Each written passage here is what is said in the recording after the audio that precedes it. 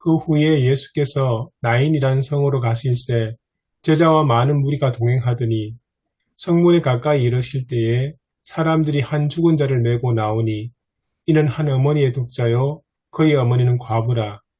그의 성에 많은 사람도 그와 함께 나오거늘 주께서 과부를 보시고 불쌍히 여기사 울지 말라 하시고 가까이 가서 그 관에 손을 대시니 맨 자들이 서는지라. 예수께서 이르시되 청년아 내가 네게 말하노니 일어나라 하시매 죽었던 자가 일어나 앉고 말도 하거늘 예수께서 그를 어머니에게 주시니 모든 사람이 두려워하며 하나님께 영광을 돌려 이르되 큰 선지자가 우리 가운데 일어나셨다 하고 또 하나님께서 자기 백성을 돌보셨다 하더라. 예수께 대한 이 소문이 온 유대와 사방에 두루 퍼지니라. 아멘. 성령 강조로 셋째 주일 부활 소망과 참된 위로라는 제목입니다. 본문은 방금 읽었고요. 첫 번째 설교 착상으로 본문을 읽습니다. 본문을 보면 하나뿐인 아들이 죽어서 홀로 남아 울고 있는 과부를 주님께서 불쌍히 여기시고 울지 말라고 말씀하시고 위로하시는 게 13절에 나와 있습니다. 그리고 말로만 위로하지 않고 불쌍한 사람의 슬픔을 공감하시면서 그 아픔의 원인을 제거하시고 죽은 자도 살리시는 예수님께서 우리에게 위로와 소망을 주는 걸 오늘 본문에서 이야기합니다. 그리고 두 번째 역사적, 문학적으로 본문 읽기를 보면 이 나이는 갈릴리 나사렛 남동쪽의 작은 마을이고요. 거기서 일어났던 일이고 또 본문의 이야기는 사르밧 과부의 아들을 살린 엘리야 이야기와 유사한 점을 볼 수 있습니다. 유사한 점으로 보면 성문에 도착할 때 과부를 본 것하고 과부의 아들을 병들어 죽게 된 것, 함께 과부의 아들이 병들어 죽게 된 것하고 죽은 아들을 살려서 과부에게 다시 준 것, 그리고 당신은 하나님의 사람이시오라고 한 과부의 반응이 엘리야 사건, 사르밧 과부의 아들을 살린 사건과 유사성을 볼 수 있습니다. 이러한 유사성 때문에 독자들은 예수를 엘리야의 이미지로 이해를 하거든요. 그래서 예수를 엘리야와 같은 위대한 선지자, 그리고 또는 그보다 더 위대한 분으로 보게 됩니다. 그래서 본문에서도 큰 선지자가 우리 가운데 일어나셨다라는 표현이 있기도 하고요. 그래서 누가는 예수께서 과부를 불쌍히 여기셨다고 13절에 기록하면서 긍휼이 많으신 예수님의 모습을 지금 누가복음에서 오늘 본문에서 강조를 하고 있습니다. 그리고 세 번째로 신학적 명사적으로 본문 읽기를 보면 그 일어나라라는 명령만으로 죽은 자를 살리신 모습은요, 그가 어떤 분인지를 알려줍니다. 그래서 그분은 죽은 과부의 아들을 하나님께 기도하여 살도록 한 엘리야보다 위대한 분이라고 표현을 하고 있고요. 유대인들의 기대 속에서 그러한 분은 오직 메시아뿐임을 그들이 생각하고 있습니다. 그래서 예수님께서는요, 남을 살리실 뿐 아니라 몸소 죽음으로써 부활하신 분으로 메시아로 입증을 하셨거든요. 그리고 남편을 떠나보내고 남은 아들마저 사별한 과부를 예수께서는 울지 말라고 위로하시고 죽은 아들을 살리셨습니다. 이처럼 예수님께서는 종말에 성도들의 눈물을 닦아주실 분임을 이야기합니다. 그리고 예수님께서는 성도의 억울함을 풀어주실 뿐만 아니고 다시 죽지 않을 영생을 저희들에게 주신다라고 얘기하고 있고요. 주님께서 최후의 심판을 통해서 우리를 의롭다고 판결하실 것을 우리가 바라보고 그 주님께서 우리에게 영생을 선물로 주실 것을 바라보면 우리는 슬픔과 고통을 소망 중에 견딜 수 있음을 이야기합니다. 그리고 네 번째로 위기 심판적 회개적 본문 읽기를 보면 오늘 본문에서 나오는 아들을 잃어버린 과부의 심정을요, 십자가에서 처형당한 예수님의 어머니 마리아의 심정과 유사하다고 표현을 하고 있고, 그리고 또한 예수님을 대속의 제물로 십자가에 내어주신 하나님의 심정과 유사함을 이야기하고 있습니다. 그래서 그 예수님께서는요, 이러한 마음의 아픔을 당한 한 그 평범한 과부의 고통을 공감하시고 그녀를 불쌍히 여기신 오늘 본문입니다. 그러면서 예수님은 우리를 부유하게 하고자 자신을 가난하게 하셨고 또 우리에게 회복을 주고자 자신의 버림을 당하시는 모습입니다. 그래서 이 예수님의 모습은요, 우리 모든 신자들이 본받아야 할 모습이거든요. 그 모습임에도 불구하고 우리는 얼마나 그 모습을 따르며 살고 있는지 질문을 던집니다. 그러면서 사도 바울 이야기를 합니다. 사도 바울은 몸소 이러한 모습을 자신의 삶에 적용한 그리스도인이라고 이야기했고, 그래서 로마서 12장 15절 우는 자들과 함께 울라라고 하면 그 바울이 고면은 정말 예수님의 모습을 신자의 삶에, 그리스도의 삶에, 그리스도인의 삶에 잘 적용한 예임을 이야기합니다. 그래서 우리는 죽은 자를 살릴 수는 없지만 죽어가는 사람을 긍휼히 여길 수는 있습니다. 그래서 우리가 이웃의 모든 문제를 해결하지는 못해도 이웃의 아픔에 공감하며 함께 울 수 있다면, 나아가 그들의 짐이라도 조금 덜어줄 수 있다면 우리는 더 좋은 그리스도인이 될 것이고 더 좋은 이웃이 되어줄 수 있을 것입니다. 거의 이게 결론에 가깝더라고요. 그러면서 설교를 보면 설교가 쭉 먼저 자녀를 잃은 부모의 심정을 이야기해서, 그리고 본문을 통해서 장래 행렬과 마주친 예수님과 제자들의 무리를 이야기해서, 그리고 예수님이 여인의 아픔에 공감하는 그 예수님을 표현을 하고, 그래서 예수님이 내가 내게 말하느니 일어나라 라고 그 장래 행렬을 멈추면서 명령하시는 주님을 표현하고, 열왕기상 17장에 나와 있는 그 사르밧가브 엘리야를 통해서 죽은 아들을 살린 사건과 비교를 하고 있습니다. 그 비교한 내용, 그 다음에 차이점을 설명을 하고 있고, 그러면서 예수님은 생명의 주님이시다를 얘기하고 있습니다. 그러면서 로마서 12장 15절 즐거워하는 자들과 함께 즐거워하고 우는 자들과 함께 울라는 사도 바울을 이야기하면서 예수 그리스도 안에서 얻는 위로가 참된 위로고, 그 위로가 필요한 이들은 예수님의 손길로 어루만져야 된다 됨을 이야기하면서 주님의 손길, 부활의 소망을 하는 그리스도인이 되기를 결론으로 이야기하고 있는 설교였습니다. 발표는 여기까지 마무리하고요. 제가 그러면서 생각할 문제를 고민할 문제를 좀 생각해 봤거든요. 이제 준비할 시간이 너무 많지 않아서 아직은 정리하지 못했는데, 제가 계속 이거 준비하면서 생각하는 게, 같이 이야기해 봤으면 좋겠다고 생각했던 게 뭐냐면, 공감이라는 문제였습니다. 제가 제일 많이 듣는 게, 공감 못한다는 얘기를 정말 많이 듣거든요. 근데 오늘 보면, 그 예수님께서 이 과부에 공감해 주시잖아요. 공감해 주시고 위로해 주시거든요. 그러면서 설교도 그렇고 본문도 그렇고 그렇게 공감하고 위로하는 그리스도인이 되는 걸로 이야기를 하고 있어요. 그래서 우리가 공감하는 모습은 어떤 모습이고 우리가 해줄 수 있는 위로는 어떤 위로의 모습인지 그 이야기를 좀 하고, 그리고 그 소문이 퍼져나가잖아요. 그 소문이 퍼져나가는 모습에서 우리가 그 소문의 모습도 잠깐 좀 다뤘으면 좋겠고, 그래서 그 정도 공감과 위로의 문제, 그리고 여기서 나오는 그 소문에 보면 본문으로 보면, 거기 하나님께 영광을 돌리려는 큰 선지자가 우리 가운데 일어났다라는 거하고 하나님께서 자기 백성을 돌보셨다라는 이 소문이 계속 퍼지잖아요. 그러니까 이거를 어떻게 표현해서, 이게 제가 계속 이야기하는 게 오늘 본문에서 우리에게 던져주는 주제문 정도 하나 정도 계속 생각하거든요. 그러니까 설교 저희 이제 이렇게 프로페처 하면서 아, 공통적인 주제문이 하나 정도 있으면 얼마나 좋을 것 같다는 생각을 계속합니다. 그래서 이 본문에서 던져주는 말씀은 뭘까? 그러니까 오늘 예배 강단에서는 그거 그러니까 위로와 공감을 해줄 수 있는 그리스도인의 대자 정도 좀 생각을 했거든요. 그래서 그렇게 주제문 정도는 어떻게 정할 수 있을까 정도 생각했으면 좋겠습니다. 이상입니다.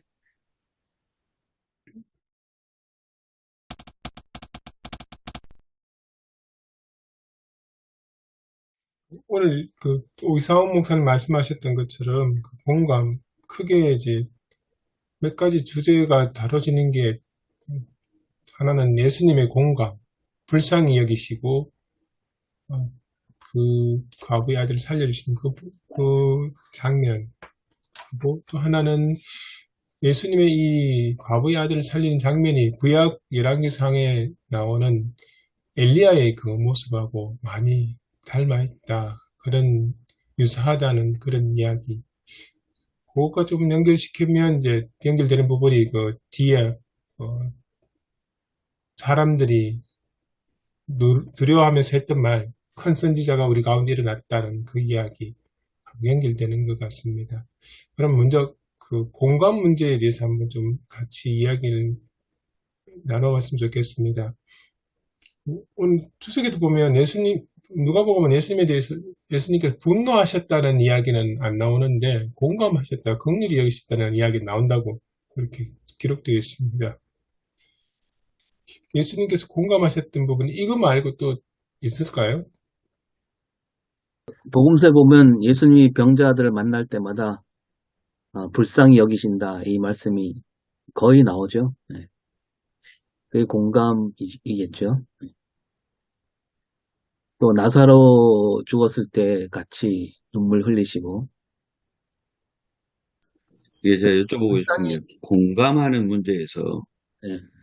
내 감정을 내려놓고 상대방의 감정으로 들어가서 하는 게 공감인가요? 아니면 내가 이해할 수 있는 만큼 하는 게 공감인가요?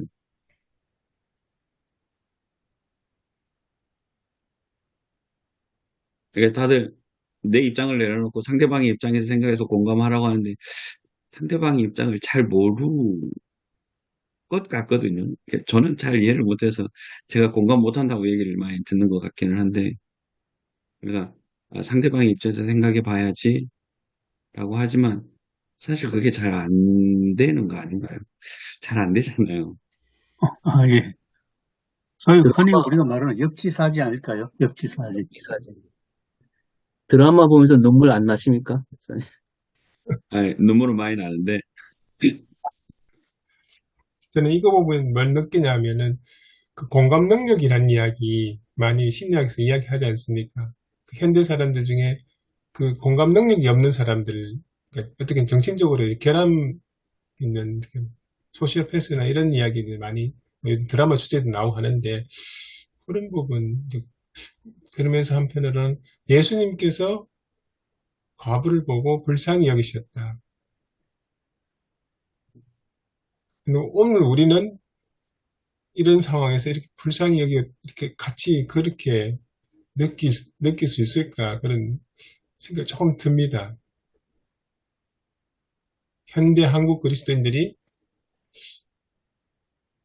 이웃에 이렇게 어려움 당한 사람을 보고 함께 공감하고 같이 눈물을 흘리는 경우가 많을까 그런 생각도 들어요. 그 공감 능력 말씀하셨는데 그런 책이 있었어요. 공감 지능. 공감하는 것도 지능이거든요. 지능이 그런 지능이 발달된 사람만이 공감할 수 있다. 그런 것도 있거든요. 공감 능력이 이제 뭐 떨어진다, 뭐. 그런데 우리가 다른 사람과 똑같이 될 수는 없잖아요. 그러니까 내가 첫 번째 한계는 내가 이해할 수 만큼만 이제 공감할 수 있는 거고, 그 다음에 이제 공감하려면 내가 똑같은 상황을 많이 겪으면 겪을수록 이제 공감하게 된다는 거죠. 왜 공감의 능력이 떨어졌는가? 옛날 한국 교회가 이제 고난을 받거나 똑같이 이제 좀 못 살고 힘들었을 때는 공감할 수 있었거든요. 그런데 이제 그것과는 이제 벌어진 말하자면 이제 조금 이제 신학적 표현은 민중으로부터 멀어졌다고 이렇게 표현하면 되겠어요. 밑바닥과 멀어졌다. 밑바닥과 멀어지면서 이제 공감할 수 있는 능력이 떨어지게 된 거죠. 가난한 사람이라든지. 그래서 한국 교회가 지금 위치가 달라졌기 때문에 공감 능력이 공감할 수 없는 거죠. 그래서 그게 된 건 아닐까 싶고 예수 그리스도가 그럼 공감을 어떻게 하셨을까?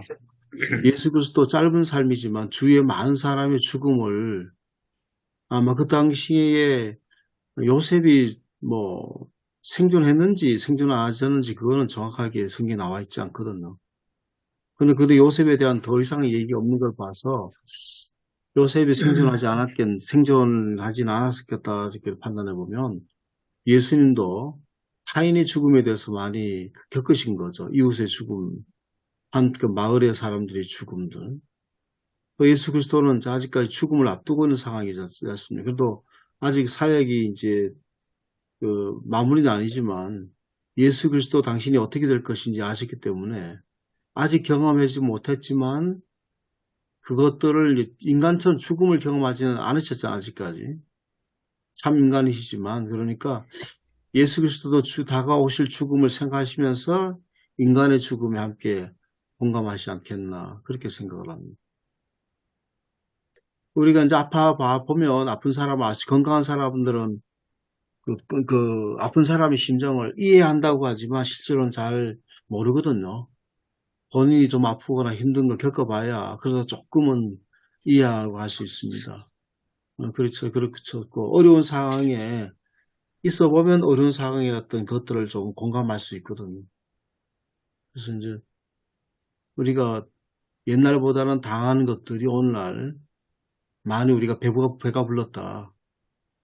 좀 많이 좀 그런 것들 경험할 수 있는 기회가 적게 되었다라고 이렇게 좀 볼 수 있습니다.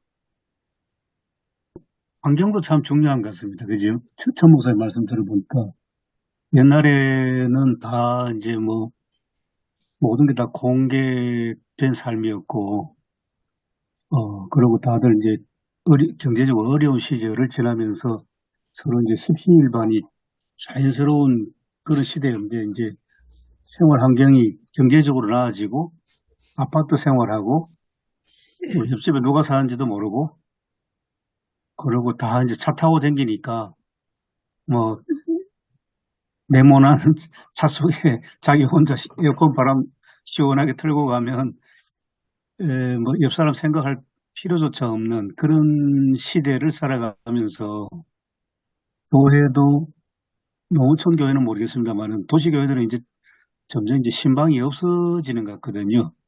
또 교인들이 신방도 싫어하고, 그래서 다 이제 개인의 프라이버시를 존중받기를 참 원하는 그런 시대에 공감하며 산다는 것이 점점 없어져가는 그런 시대를 우리가 살고 있는 것 같습니다.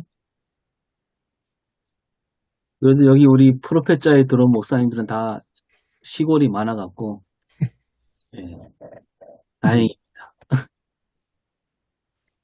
공감에 대한 이야기를 제가 좀 다른 면으로 살펴보겠습니다. 우리가 그릇을 두 개를 놓고, 뭐, 하나를 이렇게 치면은 옆에 있는 그릇이 따라서 울리지요. 그럼 내가 먼저 쳤는 그릇이 소리가 좋은 것 같으면 그 옆에 있는 그릇이 좋은 소리가 나고, 옆에 있는 그릇 소리가 시끄럽게 나면 그 옆에서 울리는 그릇 소리도 시끄럽게 납니다. 이걸 이제 우리 아시는 대로 공명이라고 그러죠. 공명.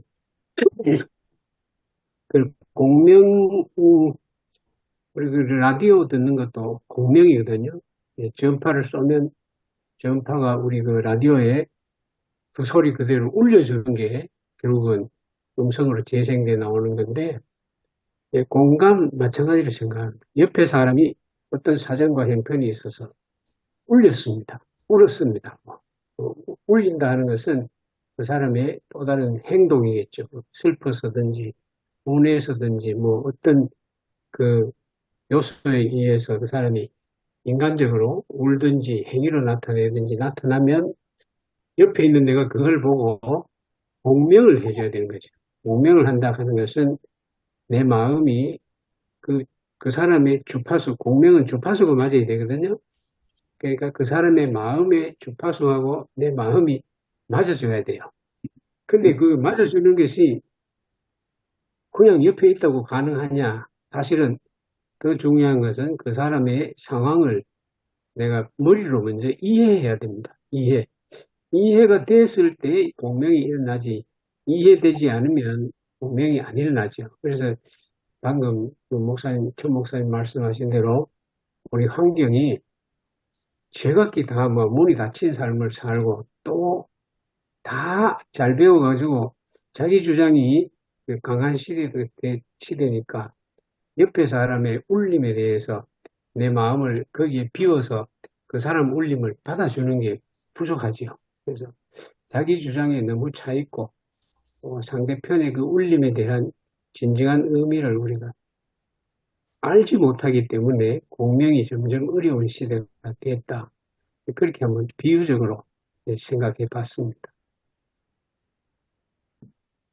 주파수가 맞아야 된다 그랬는데, 그 말 들으면서 딱 떠오르는 게, 그게 이제 우리 예수님께 주파수를 맞추면 우리가 공감할 수 있는 능력이 생기지 않을까. 예수님은 늘 불쌍히 여기셨잖아요. 그래서 그 불쌍히 여기는 마음을 우리도 가질 수 있도록 해야 되는데, 그래서 그 중세 시대인가 그 예수 기도가 그거잖아요. 키리에 엘레이선이 그거 아닙니까? 주여 나를 불쌍히 여기소서. 그 말만 계속 했잖아요. 그 영성가들이. 예, 그 말만 계속 했는데, 오늘 그런 기도가 많이 필요한 것 같아요. 예, 참 좋은 말씀인 것 같습니다. 예수기도. 그 강 목사님 그 이해를 해야 된다는 것에 관심이 있어야 된다고 이렇게 볼 수 있지 않을까요? 관심. 다른 사람들은 관심이 없으면 이제 뭐 공감도 공명도 일어나지 않거든요. 제가 얼마 전에 오성일 목사님 뭐 봄에 지난번에 이제 나누면서 쑥 얘기했거든요. 쑥 얘기. 검은도 쑥 얘기. 그래서 생각을 검은도 쑥 얘기가 그렇게 쑥 때문에 사람들이 골몰할까 그래서 생각을 했습니다. 그런데 제가 그 동영상 우연히 보게 됐어요. 그 쑥을 거둬들인 사람 얘기가 있더라고요. 그 사람이 뭐 이 한 해 20억을 올린다고 하더라고요. 그 형제인데 쑥을 거둬들여서 삶고 그걸 전국으로 떡집으로 배송하는 그 동영상을 봤습니다. 그거 재밌게 봤거든요. 아, 저래가지고 쑥 얘기가 나왔구나. 사람들이 봄만 되면 쑥을 가져가는 대로 돈 받으니까. 그냥 뭐, 그렇구나. 그래서 내가, 오 목사님 왜 그런 얘기를 했을까라고 하는 거를 제가 좀 공감을 하게 됐습니다. 쑥 얘기. 왜 사람들이 쑥에 그리 미쳐가지고 그럴까? 쑥이 돈이 되는. 아이고, 한번 부동영상 보시면 그 쑥이 전국적으로 떡집에 배달되더라고요. 그게 예, 굉장히, 검은도 해풍쑥 하면 유명해요. 예. 그래서 그 동영상 있습니다. 한번 보시면 또 재미도 있더라고요. 아까 천 목사님이 그 이야기 하셨지 않습니까? 예수님 그 아버지 분은 그 요셉이 그 성경에 어릴 때 말고는 안 나오는 거 이야기하시면서 아마 일찍 돌아가셨지 않았을까 그렇게 이야기하시는데 뭐 신약 뭐 성서학자들이 그렇게 많이 추천을 한다고 그러더라고요. 그렇게 좀 전제를 한다면 어떻게 보면 그 과부를 보는 모습이 어머니를 보는 모습하고 좀 오버랩될 수도 있지 않았을까 그런 생각이 들었습니다. 이제 본문 그죠? 15절 보니까 예수님께서 그 가부를 보시고 이제 불쌍히 했던 거죠? 이 불쌍히 여겼다는 것이 긍휼히 여겼다 그런 의미인데, 그럼 오늘 저그 편에 아마 그 애간장인 거죠? 애간장이 끊어지는 아마 그 예수님이 그 과부를 보면서 자기 그 어머니의 그런 걸 보지 않았을까? 그러면 하나밖에 없는 아들이 죽으니까 또 그 당시에 또 여성들은 남편도 없지, 또 아들도 없지. 아마 그 애간장이 끊어지는 마음, 야, 저 아들이 없으면은 그 어머니가 어떻게 살아갈까?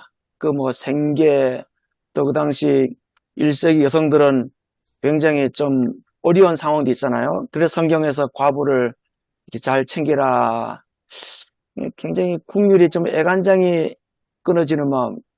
그 저희들이 제가 애들을 이제 둘이 키우면서 그 첫째가 그 황달 수치가 이제 그 어릴 때 이제 황달 수치가 그 몇 번 난 적이 있거든요. 그러니까 빨리 병원에 들어가야 되니까 이제 옆에서 집사람도 이제 처음 애를 야 이거 어떻게 하지 굉장히 아주 안절부절하는 좀 애간장이 좀 끊어진다 할까요? 아마 그런 마음이 아닐까. 예수님이 그 여인을 봤을 적에 참 애간장이 끊어지는 마음. 마찬가지로 우리 참 목회자들 또 기독교인이 사람들의 그런 아픔을 봤을 적에 물론 우리 예수님의 공감과 우리의 공감이 조금 차이가 있지만은 그래도 다른 사람의 그런 부분들을 좀 아파하고 좀 뭐 애간장이 끊어질 정도까지는 안 가더라도 정말 저기 나한테 그런 사건이 되면 나는 어떨까? 그런 차원에서 아마 예수님의 공감이 더 깊지 않았을까 그런 생각을 해보게 됩니다. 그런 생각을 한번 해본 적이 있는데, 왜 교도소 가면, 교도소 가갖고 더 나쁜 거 배우는 경우도 많다잖아요. 그 몇 년 수감하면서 옆에 그 다른 범죄를 저지른 사람과 어울리면서, 이게 엉뚱한데 공감하고 나오는 거죠. 그래서 이 교도소, 뭐 어떻게, 교도소에서 어떤 프로그램인지 저는 잘 모르겠지만, 좀 그런 쪽을 더 확대를 좀 많이 해야 되지 않을까. 교도소 프로그램에, 그런 공감할 수 있는 자료들, 뭐, 영상이나 음악이나 이런 것들을 좀, 아주 체계적으로 해서 교도소에 들어가고 이 공감 능력을 키워 나가게 하는, 그게 진짜 교도가 아닐까. 그런 생각이 한 적이 있습니다. 예, 예. 죄지었다가 그 회심하고 뭐 심지어 이제 목회자도 되고 그런 분들 이야기를 들어보면 은근히 그 죄를 몇 번 지었냐 별 달았다 그러잖아요. 네. 별뭐 7개 달았다 뭐 5개 달았다. 이걸 은근히 무용담처럼 자랑합니다. 사실. 예. 그 교도소 분위기가 바로 그런 거예요. 예. 그 안에 있는 사람들은 누가 가장 악한 죄를 제일 많이 지었냐? 그 사람이 그 방의 방장이에요. 예. 그런 환경인데 예, 그 사람들을 교육으로 되겠느냐? 교육으로. 교도관이라고 하고 뭐 교도소에서 교육하지만은 지적인 교육 가지고는 제가 볼 때는 안 되고 철로역정 쓴 그분이 말씀하신 대로 그 사람도 감옥에 있으면서 성경책 보고 마음이 변해서 철로역정을 나중에 쓴 작가가 됐지 않습니까? 그 마찬가지로 마음을 변화시키는 말씀 아니고는 교도소에서 지적인 거 가지고는 참 힘들겠다. 자기들 경력 한다는 게 할 게 없으니까 죄를 몇 번 지가지고 감옥에 몇 번 왔냐. 그리고 무슨 죄를 지었나. 죄의 종류에 따라 가지고 그 사람들 그 카리스마가 있습니다. 그걸 가지고 좀 웃긴 얘기죠. 가장 치사한 게 이제 뭐 훔치거나 소매치기 하거나 또 성범죄 하거나 이런 거는 아주 치사한 거고 대우받는 건 어떤 사람이냐 정치범이나 경제범이 들어오면 대우합니다. 감옥에 또 차질이 있습니다. 그런 걸 보면서 인간은 정말 그 하나님 말씀 아니고는 근본적으로 바꾸는 것이 어렵구나. 죄 지은 것조차도 악할수록 그게 하나의 자기의 캐리어로 삼고 무용담처럼 생각하면서 한다. 그러니까 교도소 가가지고 늘 죄 자랑만 하고 그거 보고 나오니까 고 목사님 말씀대로 사람들이 더 죄 짓는 거 배워가 나오죠. 네. 우리가 살아가면서 너무 큰 일들이 많고, 그것도 뭐, 너무 주변에 그런 일들이 많이 일어나기 때문에, 점점 더 이제 공감할 수 있는 그런 어떤 뭐, 감정이나 능력이 떨어지게 되겠죠. 우리 인간들이 너무 바삐 움직이고, 요즘은 대부분 이제 뭐, 기계를 만지고 이러니까, 이 기계가 어떤 뭐, 자꾸 우리한테 공감할 수 있는 마음, 영역을 이제 좁혀가, 뭐 그런 것 같은데. 근데 뭐, 모든 게 이제 공감할 수 있는 게 굉장히 중요하거든요. 그렇죠. 우리가 만약에 아침에 이렇게 모여서 같이 설교 연구를 하는데, 여기에 공감을 많이 하면은, 그만큼 이제 뭔가가 나오고, 좋아지겠죠. 그 목회도, 제가 볼 때 마찬가지거든요. 목회도 공감을 하면은, 그, 교인들도 목회자에게 공감을 하고, 목회자도 교인들에게 공감을 하면은, 목회도 참 쉽고, 뭐 괜찮은 것 같고, 우리가 이제 공감이라는 뭐 틀 속에서는 아무 걸 해도 다 되잖아요. 공감이라는 틀 속에서는 뭐 욕을 해도 아멘이 되고, 뭐 그런 상황인데, 이 공감이 안 되면은 이제 일이 안 된다. 근데 참 예수님은 이제 그 누가복음 7장에서 이전에 백부장을 만나죠. 백부장을 만나면 굉장히 그럴듯한 사람이고, 백부장은 굉장히 그럴듯한 사람이고 반듯한 사람이고. 근데 이제 이 가부를 만났을 때 가부는 뭐 전혀 없는 거고, 전에 남편도 죽었고 아들도 죽었고, 뭐 그런 상황 속에서 이제 예수님께서 이 과부를 만났고, 그리고 제가 보니까 누가복음에서 예수님께서 불쌍히 여겼다 하는 건 다른 성경이 아니고 누가복음에서 불쌍히 여겼다 하는 건 이 부분밖에 안 나와요. 다른 성경에서 뭐 불쌍히 여기게 나오는데 예수님께서 누가복음 속에서 공감했는 거는 요 마음을 알 수 있는 부분 요 부분이다. 예. 공감할 수 없는 것 중에 하나가 판단하는 거죠. 정죄하는 것. 예. 있는 상황을 그대로 받아들여야 되는데, 예수님께서 만일 이제 그 젊은 사람 왜 죽었는가? 그 누구 때문에 죽었나? 본인 때문에 죽었는지, 엄마 때문에 죽었는지, 뭐 때문에 죽었는지, 어떤 죽음을 당했는지, 그걸 따지실 건 아니고, 그저 이제 가고 울고, 그 이제 많은 무리가 또 동행했다는 거거든요. 많은 무리가 함께 동행했다. 이것도 굉장히 좀, 우리가 한번 눈여겨볼 필요가 있습니다. 누가복음 5장에 나오는 그 중풍병자를 메고 온 그 사람들, 그 얘기도 결국은 그들의 믿음을 보셨잖아요. 그러니까 그런 것 중에 있는 그대로 받아들여야 되는데, 왜 죽었나? 뭐 때문에 죽었나? 누구 죄냐? 원인이 뭐냐? 나중에 또 그것 때문에 결과가 뭐냐? 이기 때문에 공감을 못 하는 거거든요. 우리가 이제 세월호 사건을 보면, 저도 최근에 정말 일단은 그 재난이 왔다고 하는 거, 그리고 굉장히 슬픔과 공감이 첫 배는 다 공감을 많은 사람 했습니다. 교회도 많은 공감했거든요. 그런데 이게 정치적 사건으로 그렇게 비화되면서 이 공감이 아니라 대립이 되어버린 거예요. 누가 이 사건을 통해 이익을 얻는가? 누가 반대자를 몰아낼 건가? 실제 이것 때문에 어느 진영이든지 이것 때문에 결국은 문제가 되면서 치열하게 이게 벌어졌거든요. 그럼 단지 죽음 자체에 대해서 안타까운 죽음 자체에 공감해야 되는데, 이게 결국은 공감해서 나중에 얻을 이익이 뭔가, 이런 것 때문에 결국은 이게 공감이 떨어지고 서로가 적대시하고 이런 것들이 벌어졌거든요. 그래서 우리가 이제 그런 어떤 것이 아니라 판단하고 정죄하지 말고, 그걸로 인해서 어떤 결과가 올지 미리 예단하지 말고, 있는 그대로 받아들이는 것이 필요하다. 그래도 이제 교인들이 그래도 그래도 많은 분이 그래도 이제 그 돈을 주는 사람은, 구걸한 사람, 돈을 준 사람들은 그래도 교인들이 많다는 거거든요. 그래도 뭔가 이렇게 저 사람이 왜 저렇게 와 있는지 알면서도 단지 불쌍히 해가지고 그래도 교인들이 공감한 사람들이 이제 실제로 많다는 거, 일반 사람보다도.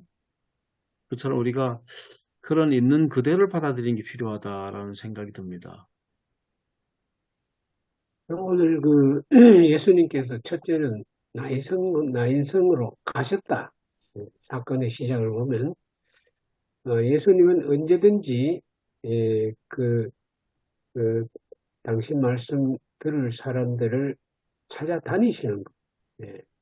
그건 다른 말로 하면 마음이 그 사람들을 향해서 늘 열려 있는 분이다. 나인성에 가셨다. 그 다음에 보셨다는 거죠. 보셨다. 사람들이 관을 메고 오는 걸 보셨다. 그 말씀하시고 예수님 행위가 있기 전에 먼저 무슨 말이 나오냐 하면은 나인성 과부의 아들인데 독자다. 네. 객관적인 사실을 먼저 분명하게 제시하고 있습니다. 근데 그거는 예수님을 위해서 쓴 것이 아니고 오늘 우리가 그 사건을 잘 보고 정말 예수님이 왜 그렇게 하셨나 하는 것을 우리를 그 사건을 잘 이해하고 공감할 수 있도록 하기 위해서 써준 본문이다. 저는 그렇게 이해가 됩니다. 그래서 보시고 그 다음에 아신 거죠. 나인성 과부의 아들이고 독자다. 아신 거죠. 그럼 과부의 외아들이 죽었으면 과부에게 있어서 가장 필요한 게 뭐냐? 그 아들을 되살려주는 거죠. 그래서 그 과부의 마음을 100% 예수님께서는 열린 마음으로 이미 다 아시고 보신 거죠. 그게 공감의 시작이고, 그 다음에 결과는 뭐냐? 예수님이 그 과부의 입장에서 아들을 되돌려 받는 것이 최고의 위로고 소망이죠. 그래서 예수님께서 그 생명을 물론 살리시는 주님이라는 것도 보여주지만은 사람의 필요와 소망을 채워주심으로 우리 인간들의 삶을 변화시켜 주시는 분이 아니냐. 그렇게 하면 순서적으로 사건을 해석해 봤습니다. 저는 그 과부였다, 독자였다, 뭐 이거는 그 당시에 지나가는 상황 속에서 이거는 누가의 어떤 이후에 예수 그리스도 그 상황에 대한 설명이었지. 그 당시에 이제 장례 행렬이니까 예수님 물론 뭐 다 아시는 분이니까 아셨을지 몰라도 일반 사람들, 제자들은 그냥 장례구나라고 그렇게 생각했을 수 있고요. 그런데 장례가 지나가는데 예수님께서 가까이 가서 관을 대셨다는 거죠. 여기에 조금 이제 굉장히 좀 우리가 좀 이게 자세하게 들여다봐야 되지 않을까 싶습니다. 그러니까 그냥 지나칠 수 있거든요. 아, 장례 치러 가는구나 이렇게 생각할 수 있는데 예수님께서 가까이 가서 그 관에 손을 대셨다. 우리가 주위의 문제에 대해서 그냥 뭐 이렇게 지나칠 수 있는데 예수님처럼 가까이 가서 관에 손을 대셨다라고 하는 관심을 가셨다는 거죠. 거기서부터 이제 그 살리는 일들이 이제 시작되셨다고 봅니다. 그래서 과부를 보셨다. 그 다음에 과목성을처럼 불쌍히 여기셨다. 울지 말라. 그렇게 말씀하시고 이제 일어나라. 그렇게 말씀하셨는데 우리도 다른 사람들의 어떤 것들에 대해서 무관심하게 그냥 지나치는 것보다도 이렇게 어떤 예수님 같은 어떤 그런 모습을 좀 가져야 되지 않겠나 그렇게 이제 싶습니다.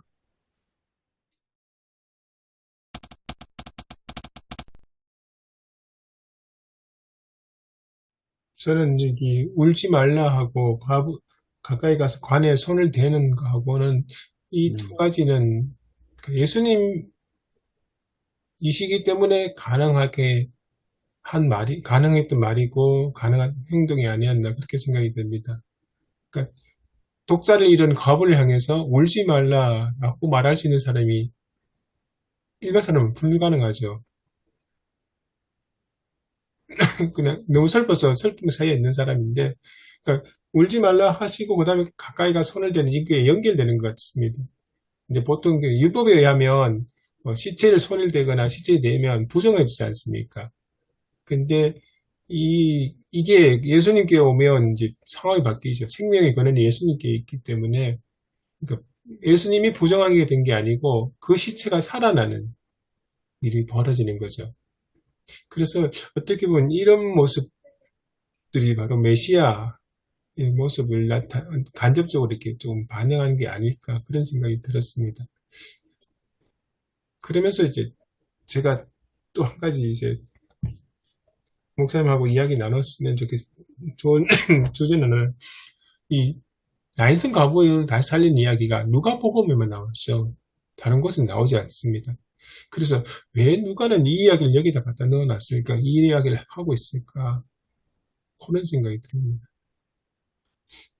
누가복음 전체 맥락 속에서 이 이야기가 왜 들어와 있을까? 그런 생각 들고요. 그러니까 어떻게 보면 엘리야가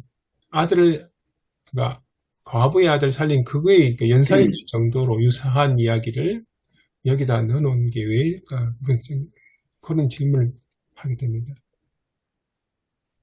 아마 예수 그리스도가 이제 과부의 아들을 살리니까 사람들 큰 선지자가 우리 가운데 일어났다 이렇게 얘기를 했는데 예수 그리스도의 아마 메시아성, 그리스도 되심을 드러내기 위한 것이 아니었을까 그렇게 봅니다.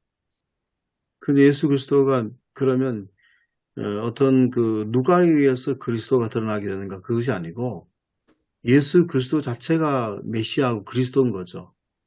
그러니까 이제 예수님께서 진짜 참 목자는 양들의 어떤 아픔과 양들의 어떤 그것들을 정말 지나쳐 보시는 분이 아니라는 거죠.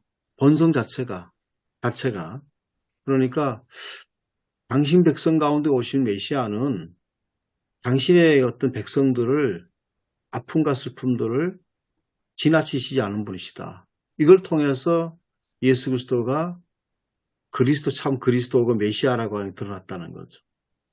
일반 어떤 그 목자들은 그들에게서 뭔가를 빼앗고 그들에게 착취하고 그들의 어떤 것들을 하려고 하지만 예수 그리스도는 참 메시아는 오히려 백성들을 위해서 그들과 함께 울고 정말 이거는 뭐 가식적인 게 아니죠. 그것이 이제 드러났다고 하는 거를 아마 얘기하기 위해서 나인선 과부 얘기를 사건을 이렇게 얘기하지 않았겠나 싶습니다. 누가복음에만 이게 있냐고 하는 것은 뭐 신학적으로 어떤 토론해 볼 수 있는 참 좋은 주제 같습니다. 그런데 이제 이제까지 쭉 우리가 오늘 이야기해온 맥락하고 처음에 서두에 이사무 목사님이 던지신 그 공감이란 단어를 가지고 쭉 진행해 오면서 이번 설교는 이 공감에 초점을 맞추면 참 이게 설교 시적절하겠다는 생각이 저는 들거든요.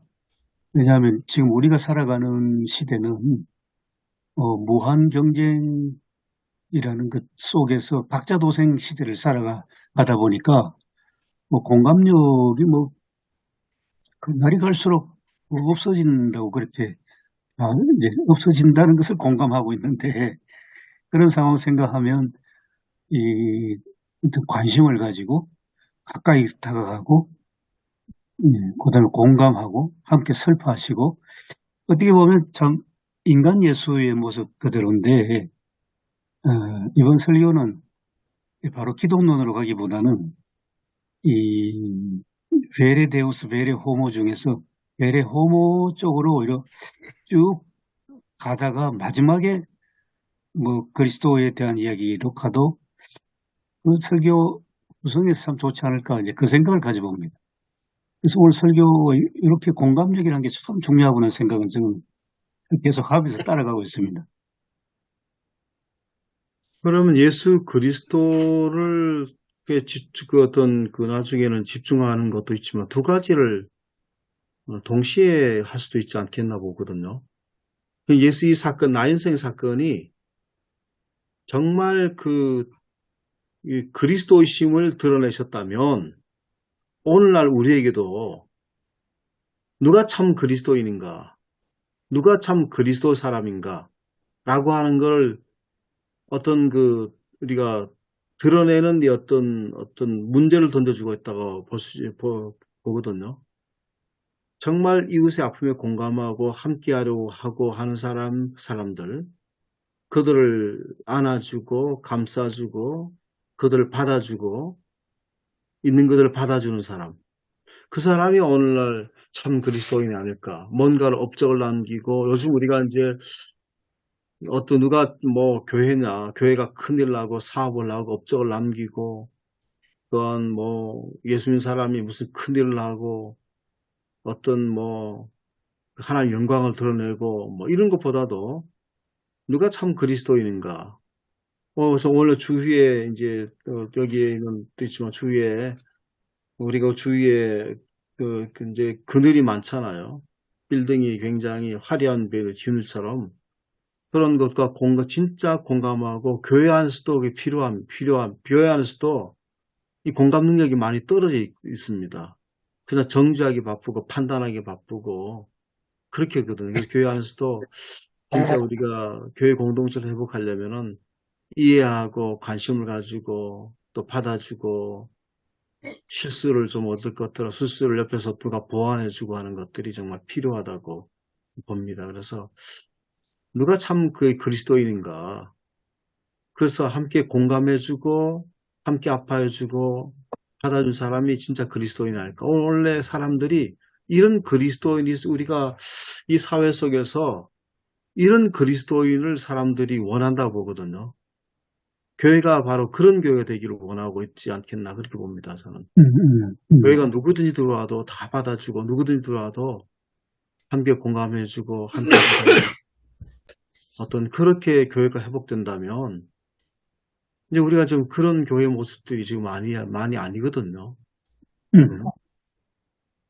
그래서 교회가 막 조직적으로, 그 다음에 교회가 대형화되고, 모든 것이 착착 돌아가고, 화려한 이면 가운데 속에서, 실제는 그게 겉으로는 돌아간 것 같은데, 실제 교회는 오히려, 그렇지, 진짜 참 교회는 그렇지 못한 모습을 우리가 잃어버린 거죠, 많이. 그래서 사람들이 막 교회에 대해서 그런 어떤, 옛날의 어떤 교회 향수, 교회는 그런 것들을 기대하는데, 오늘날 그것들을 우리가 이제 보지 못하니까 교회에서 실망하고, 목사도 다른 사람 동떨어진 얘기를 하고 있고, 정말 동떨어진 삶을 살고 있고, 그러니까 사람들이 교회를 떠나는 거죠.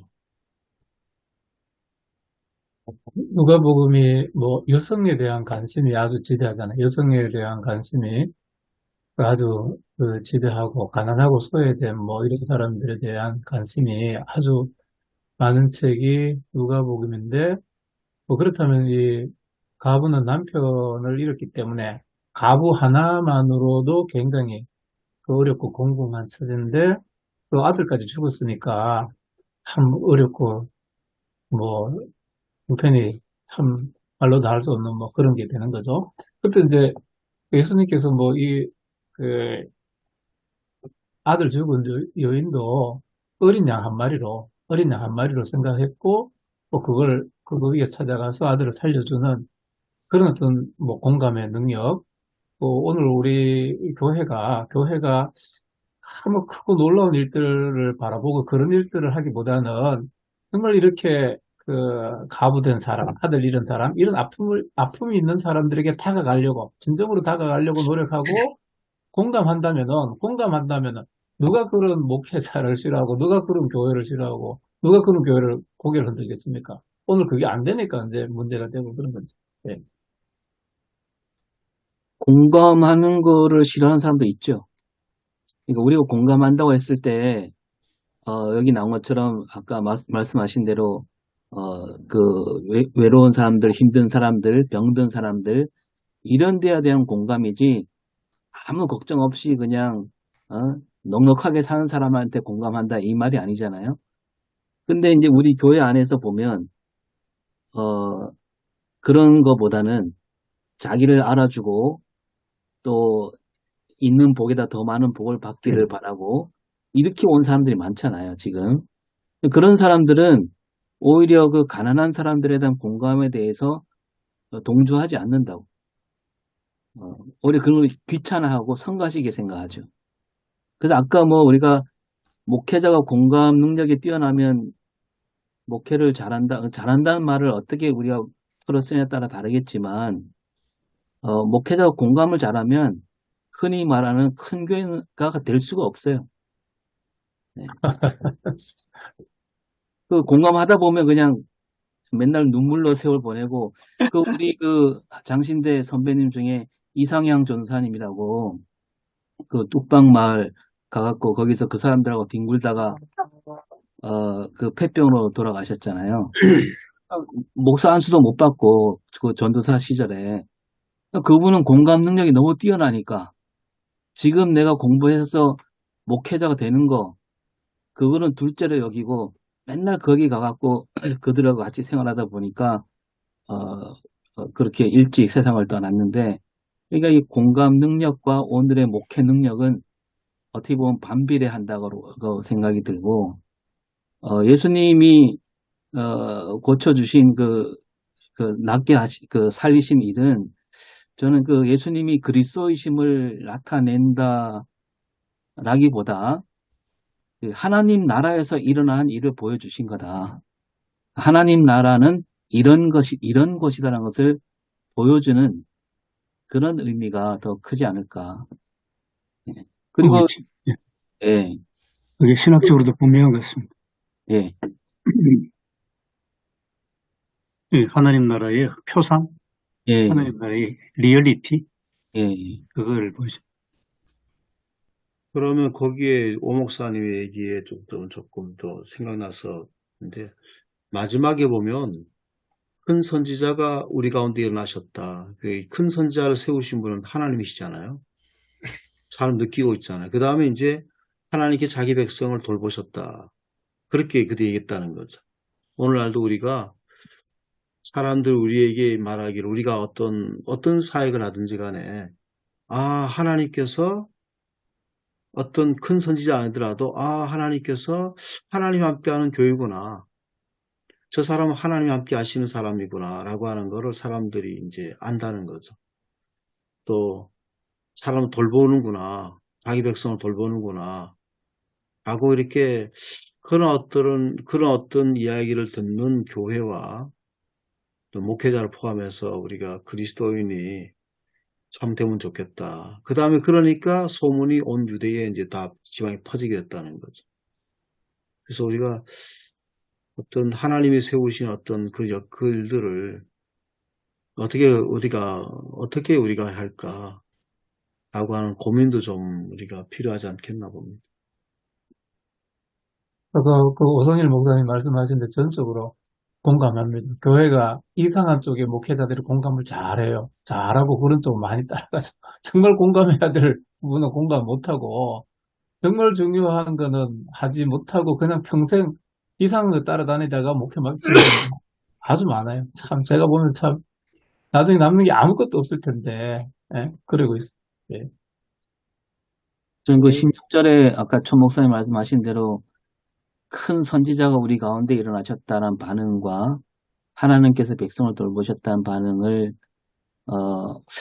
굉장히 두 가지로 들리는 것 같아요. 하나는 정말 이 사람들이 그 유대인들이 그러니까 바라는 상이 있잖아요. 메시아상. 그 메시아상은 지금 예수님의 정체성하고 거리가 멀잖아요.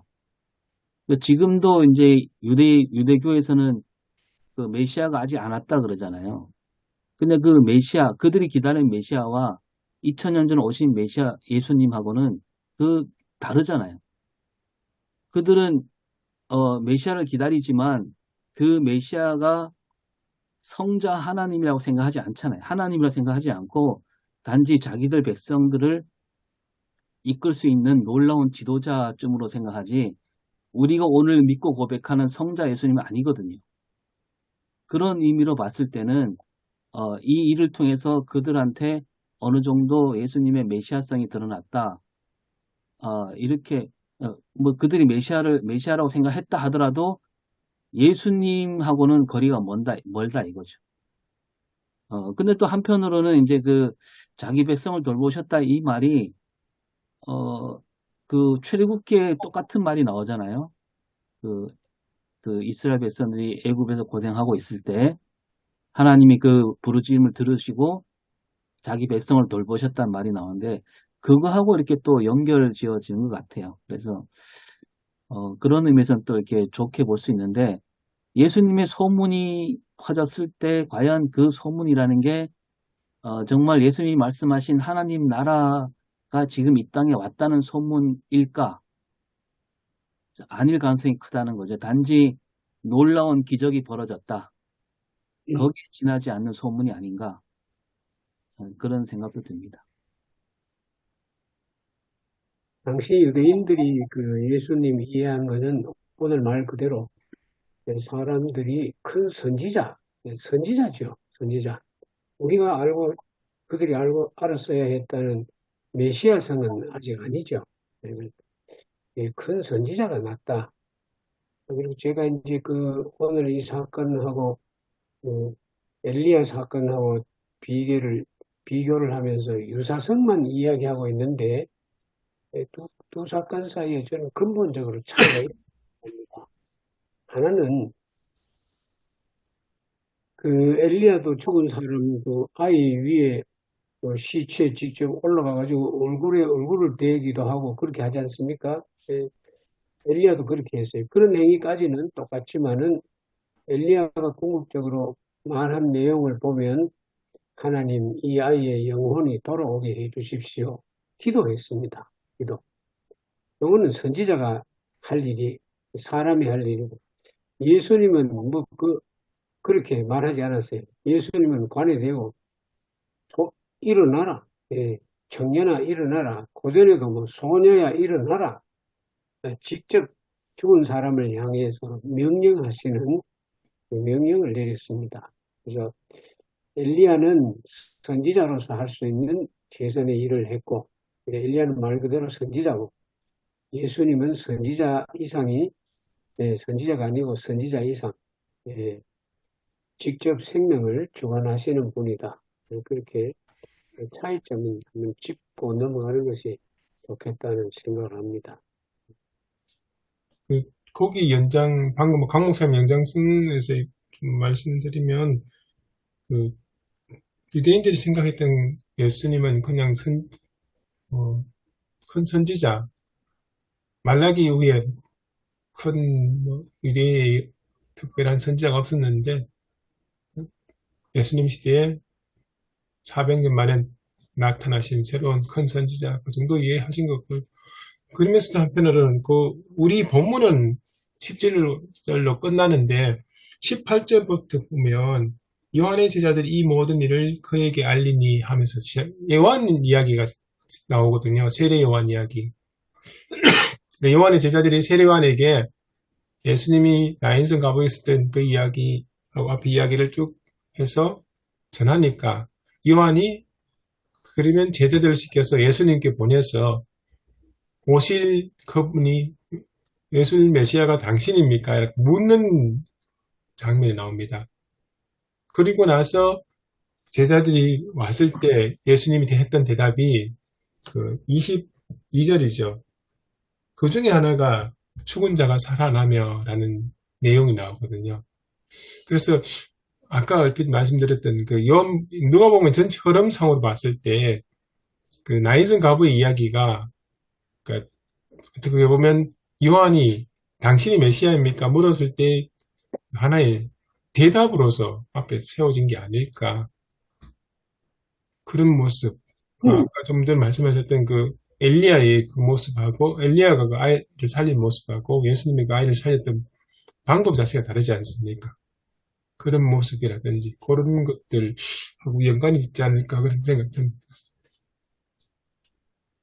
우리가 신학적으로 판단한 어떤 메시아, 그리스도에 관한 것과 그 당시 사람들은 그 구분 자체가 우리가 지금 현재 우리의 구분은 우리가 신학적으로 구분하지만 구분이 어떤 되지 않았던 모호했을 뿐만 아니라 되지 않았던 것 같아요. 그리고 이제 요한도 마찬가지고 이제 나중에 제자들도 그렇잖아요. 제자들도 예수 그리스도를 메시아라고는 알았지만 메시아가 어떤 메시아인가라고 하는 것에 대해서 나중에 이제 예수님 실제로 메시아로서 하신 일과 제자들이 기대했던 메시아관이 나중에 이제 예수님이 부활하고 난 다음에도 승천하기 전에까지도 그들은 정말 나라를 찾아주실 분으로 알고 있었지 않습니까? 그래서 이제 그런 것들이 조금 다르지만 그것들이 큰 선지자라고 해서 보통 일반 선지자와 다른 어떤 예수 그리스도가 메시아가 되는 걸 점점 알아가는 과정에 있다 거죠. 저는 이 사건은 이제 아까 잠깐 얘기했지만 하나님이 출애굽 때 이스라엘 백성을 돌보신 이야기하고 그 다음에 예수님이 마태복음 25장에서 헐벗고 줄인 자들에게 관심을 갖는 거 그것도 공감이잖아요. 그거 하고 그 다음에 요한 1서에서 보이는 형제를 사랑하지 않고 하나님을 사랑할 수 없다라는 말씀 이게 다 연결된다고 생각합니다. 그래서 그런 연결점을 지어서 진짜 신앙이란 게 바로 그런 거다. 하나님 나라를 이루어야 되는데 하나님 나라를 이루는 길이 어디 딴 데 있는 게 아니라 힘겹게 사는 사람들, 어려운 사람들에 대한 그 마음을 쓰고 그들을 돌보는 마음, 그게 이제 하나님 나라를 이루는 게 아닌가. 저는 그렇게 생각합니다. 그래서 덧붙여 얘기하면 언제 말씀드린지 모르지만 태극기 부대에 나가시는 어르신들 보면 저는 진짜로 그분들 가운데 대다수가 다 정말 나라를 사랑한다는 마음으로 갔다고 생각해요. 근데 그분들이 놓치고 있는 게 뭐냐면 나라를 사랑한다는 게 뭐냐. 이게 태극기를 사랑하는 게 아니잖아요. 나라를 사랑한다는 게. 나라라는 게 국민 영토 주권인데 국민을 사랑하는 게 나라를 사랑하는 거고, 그럼 그분들이 나라를 정말 사랑한다면 아까 세월호 얘기 나왔지만 세월에서 죽어간 아이들에 대해서 정말 가슴 절절하게 그 아이들 잃은 부모에게 가갖고 이 태극기 부대에 가갖고 그들을 막 끌어안고 같이 울고, 예? 그게 진짜 나라를 사랑하는 거지. 무슨 태극기 두고 나간 게 무슨 나라 사랑이에요. 그 세월호 아이들 사랑하지 않으면서 무슨 나라를 사랑할 수 있겠어. 그거하고도 저는 연결된다고 생각합니다.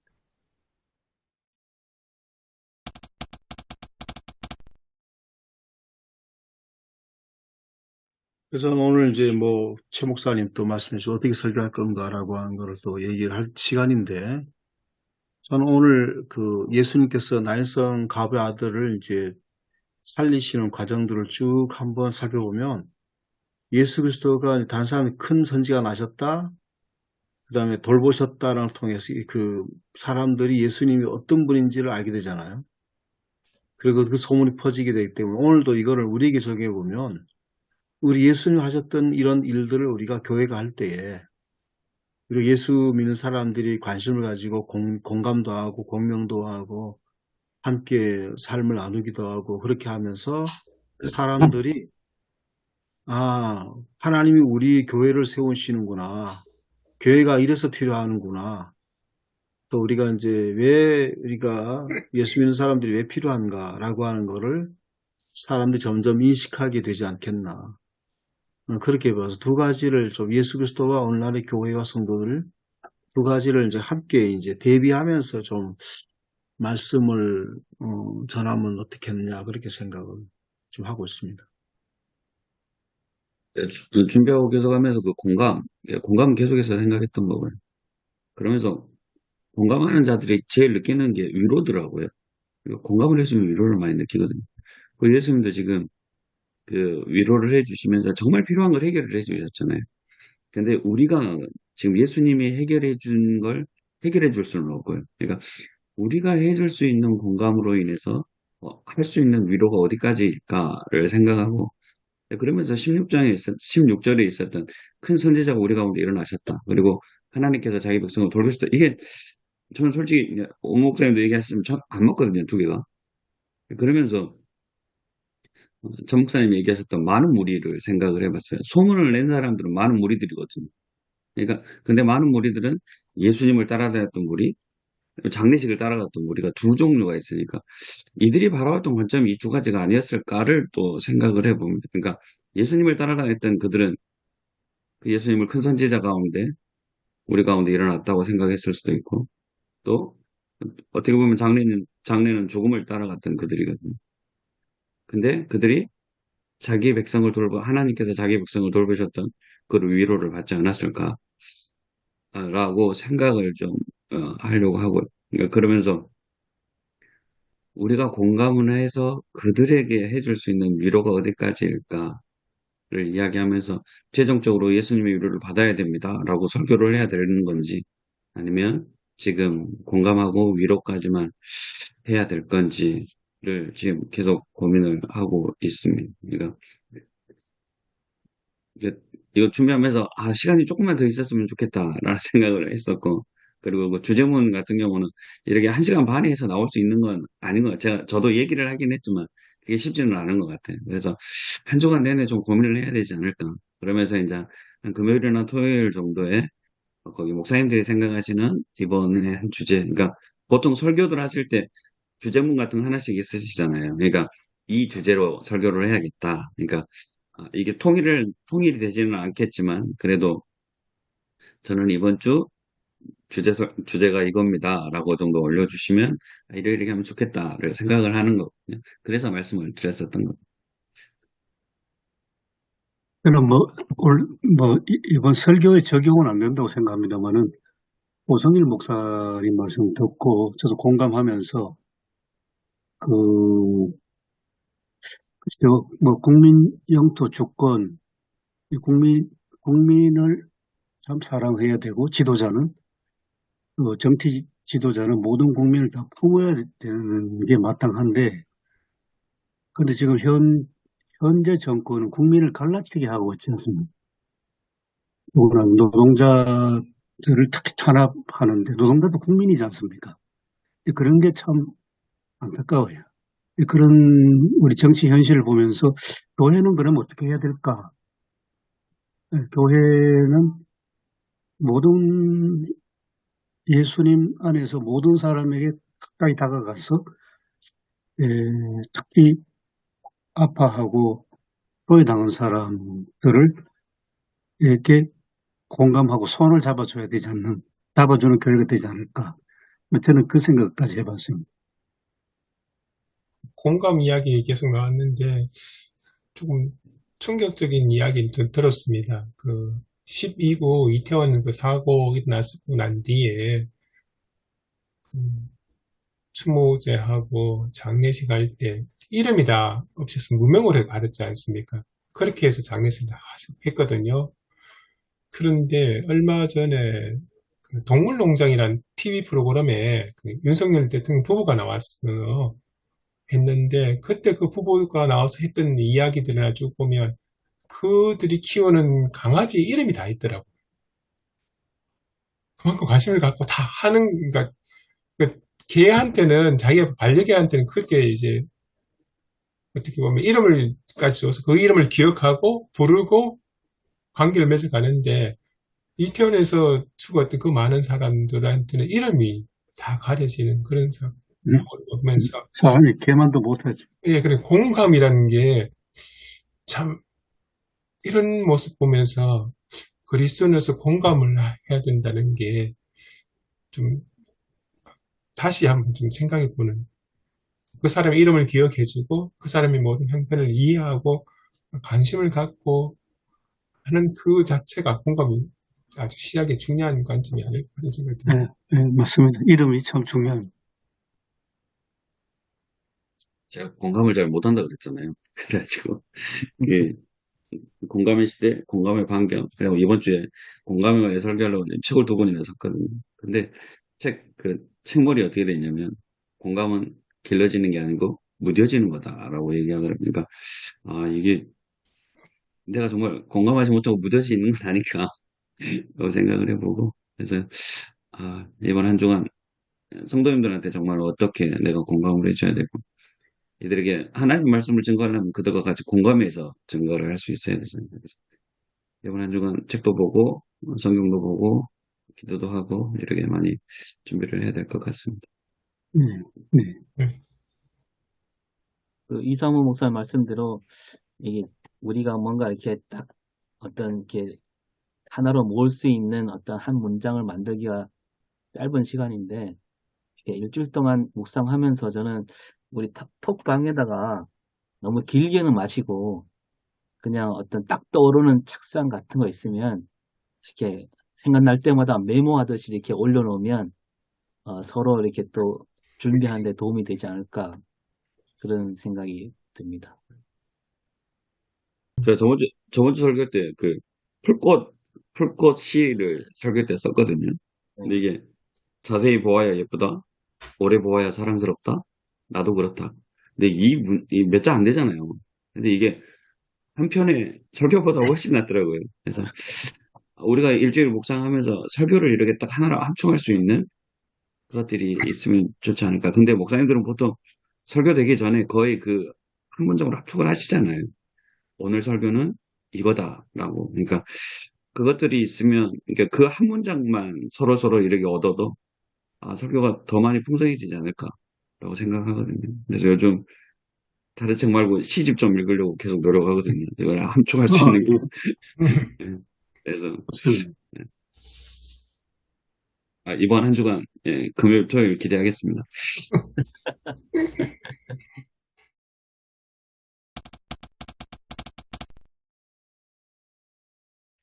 사랑의 하나님 참으로 감사합니다.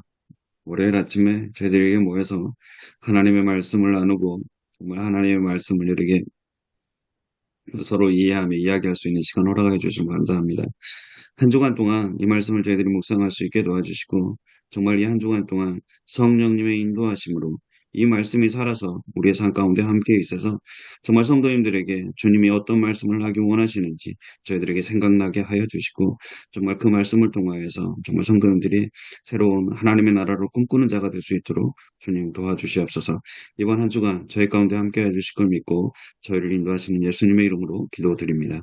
아멘. 아멘. 고맙습니다. 수고하셨습니다. 수고하셨습니다. 좋습니다.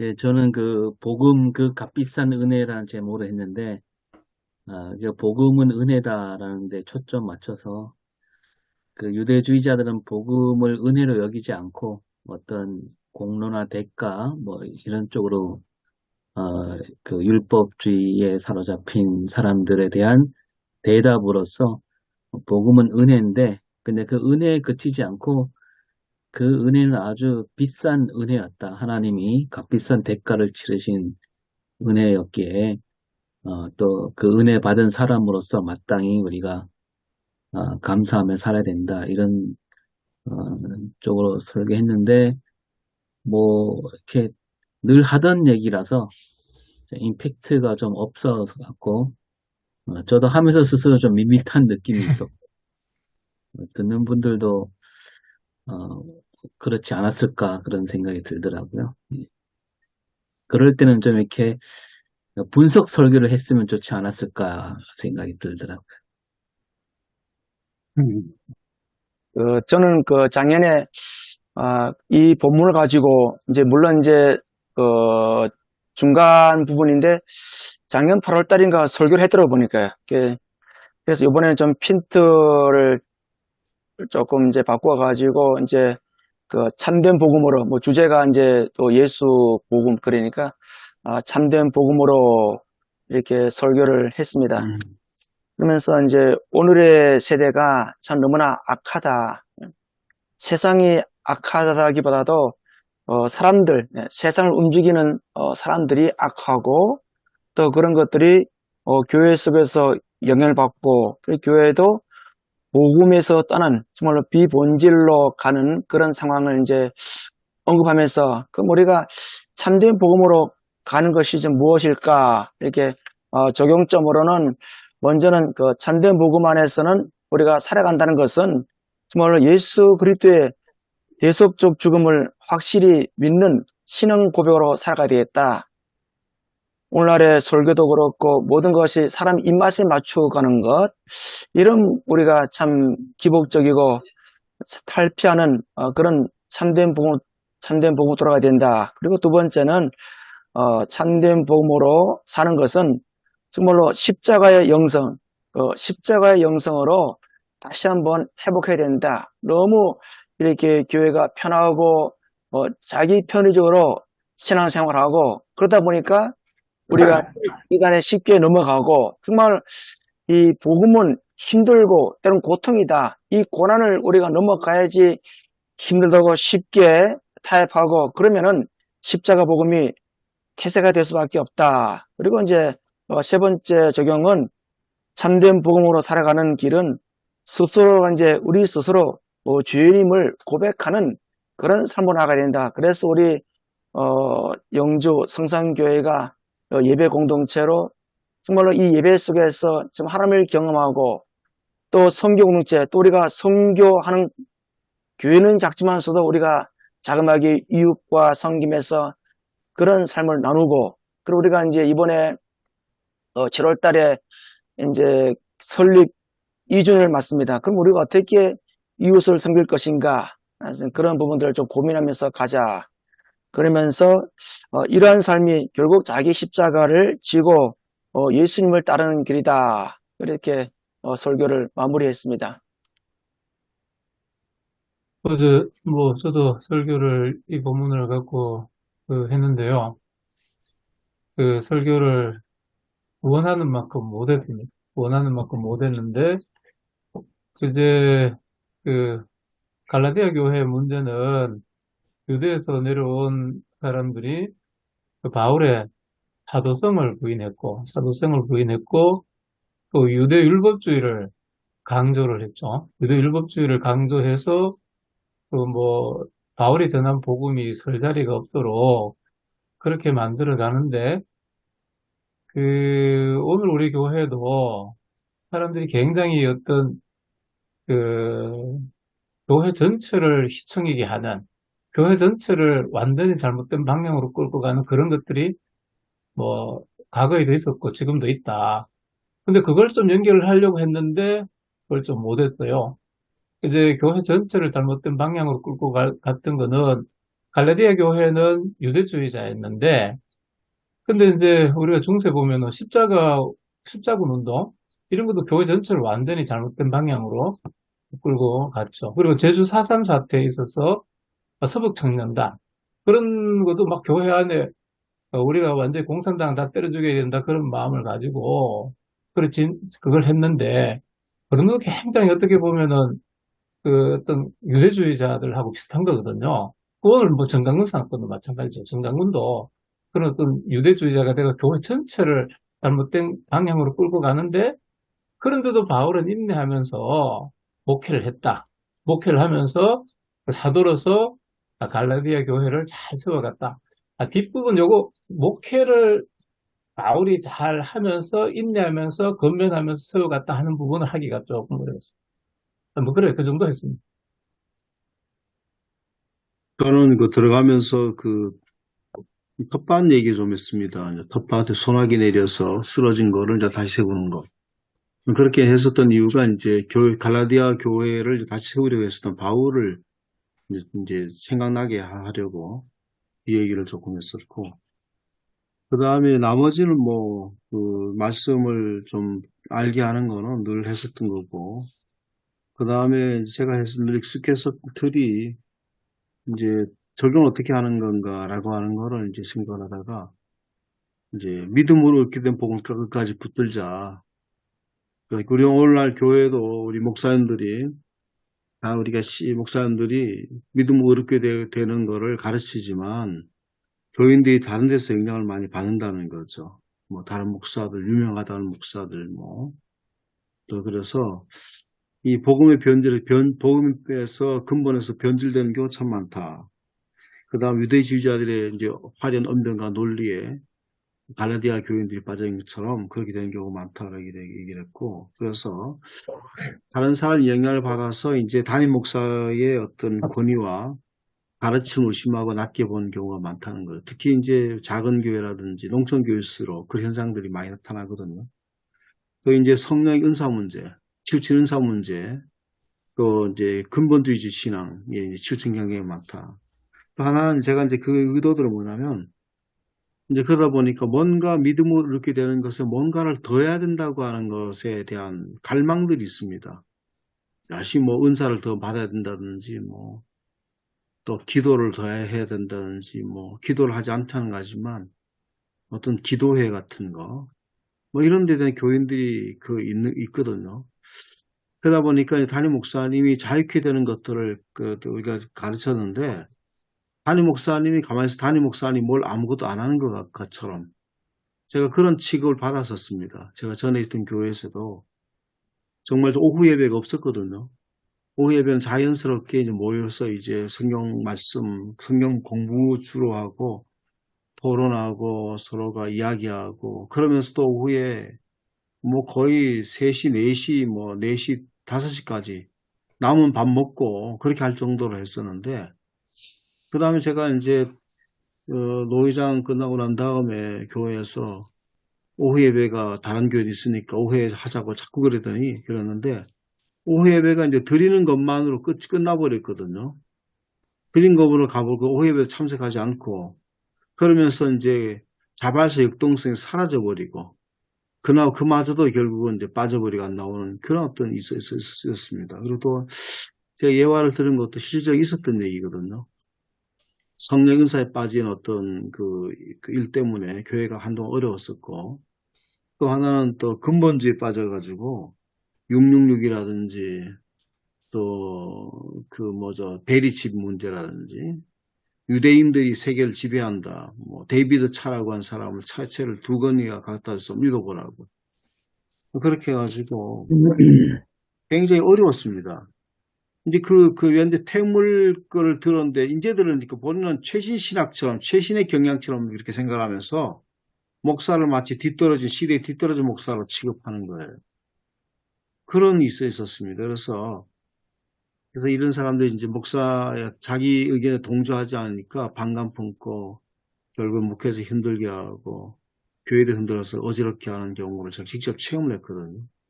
그래서 오늘 이제 강정 목사님도 체험하셨지만 특히 WCC 문제, 그런 문제 같은 경우도 또 있었습니다. 그래서 이제 우리가 목회자들이 오늘날 우리는 그냥 보통이지만 다른 교단 목사님과 대화해보면 통합지 교단 목사님들 상당히 부러워합니다. 왜냐면 그래도 요즘엔 다 신학을 다 훈련을 받잖아요. 제대로 받지 않습니까? 그래서 그런 얘기를 좀 했습니다. 그래서 또 복음의 본질에서 이제 벗어난 걸 회복되도록 우리가 돕자. 우리가 다 같이 또 다음 문제 없는 사람 없기 때문에 강조하고, 또 순교자 기념주의라서 그 문제를 마지막 결론 마치면서 잠깐 언급을 해서 순교자 신앙을 본받아야 된다는 걸 잠깐 언급하고 마쳤습니다. 저는 어제 예배와 강단에 있는 제목 그대로 오직 예수 오직 복음이란 그 제목으로 했거든요. 그러면서 가장 기초적인 것, 그리고 운동의 가장 기초는 힘 빼는 거다. 근데 이게 제일 어렵다. 그리고 항상 기술을 익히든지 뭘 하든지 그 힘 빼는 건 항상 기억해야 된다. 그러면서 우리 믿음에서 가장 중요한 게 예수 그리스도, 그리고 예수 그리스도를 구원자로 여기는 그 복음이다.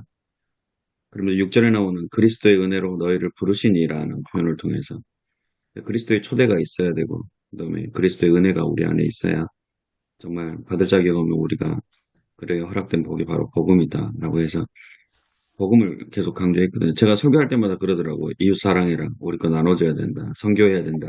계속 그 얘기만 하다 보니까 가장 밑바탕에 있었던 예수 그리스도의 사랑이 있고 주님이 있어야 그걸 다 할 수 있는데, 제 아내가 맨날 그러더라고요. 우리가 해야 될 거 말고 채워야 될 걸 먼저 얘기해 주라고 계속 그래가지고, 그래서 복음이 가장 중요합니다. 그래서 우리에게는 예수 그리스도의 그 사랑이 가장 크니까. 그러면서 하나님이 우리를 사랑해 주시고 예수님이 우리를 구원해 주시고 성령님이 함께 하시는 그게 항상 우리 가운데 있어야 우리가 이러한 것들을 해낼 수 있다. 그러면서 11절에 바울이 형제들아라고 이야기하잖아요.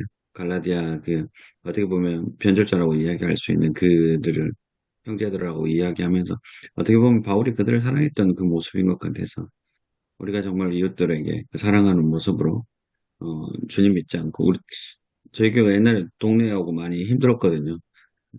차 때문에 막 문제도 엄청 많았고, 근데 이제 같이 그렇게 사랑 나누면서 하나 되는 모습으로 나아가야 되지 않을까 생각하고, 항상 우리가 가장 기초적인 거 예수 그리스도의 복음을 항상 간직하고 그걸 전하자라고 이제 말씀 증거했습니다.